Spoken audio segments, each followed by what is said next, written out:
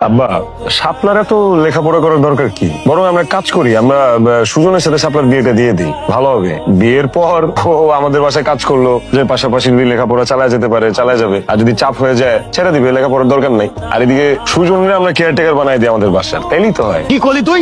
আমার ভাইয়ারে তুই সুজনের সাথে বিয়ে দিবি? ঢাকায় এসে লেখাপড়া শিক্ষা তুই এত নিচে নামছিস? আব্বা, আপনি আমার সাথে যতই চিল্লাপাল্লা করেন, যতই উচ্চ স্বরে কথা বলেন, পুরো দুনিয়া জানে, সবাই জানে যে শাপলা এতিম অনাথ মাইয়া, ওরে আমরা এতিমখানা থেকে নিয়ে আসছি।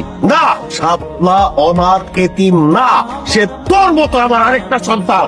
আপনি বললেই তো শাপলা জামিনের মতো আপনার আরেকটা সন্তান হয়ে যাবে না বাবা? দেশে তো একটা নিয়ম কানুন আছে। আমি কোনো নিয়ম কানুন মানি না। শাপলা আমার মেয়ে, আমি বুড়া হয়ে যাইতে পারি, কিন্তু আর্থিক ভাবে এখনো আমার সেই সক্ষমতা আছে।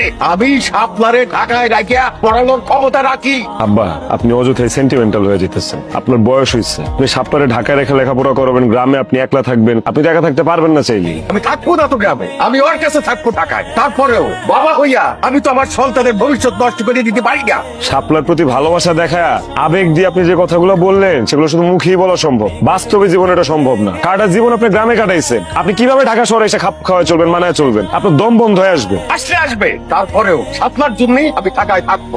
আব্বা, তুমি এত ভালোবাসো, আমার শরীরের চামড়া দিয়ে যদি আপনার পায়ে জুতা বানায় দিই না, তাহলে এটা আমি সব করতে পারবো না। আব্বা, আমি আপনার অনেক ভালোবাসি। আব্বা, আমার ভুল হয়ে গেছে, আমি সরি। না বুঝে অনেকগুলো কথা বলে ফেলেছি। বোন আমার মাফ করে দে। তোর অনাথ এতিমকে আমি কষ্ট দিছি, তাই না? ঠিক আছে, তুই অনাথ, তুই এতিম, তোর আব্বা আছে, তোর একটা বড় ভাইও আছে। তুই আমার বাড়িতে থেকে লেখাপড়া করবি, তোর যাবতীয় দায়িত্ব আমি নিব, তোর দায়িত্ব। না না ভাইজান, আমি রাগ করি নাই, ভাইজান। ফট করে তুমি ইমোশনাল হয়ে শাপলাকে এই বাড়িতে রাখতে রাজি হয়ে গেল কেন?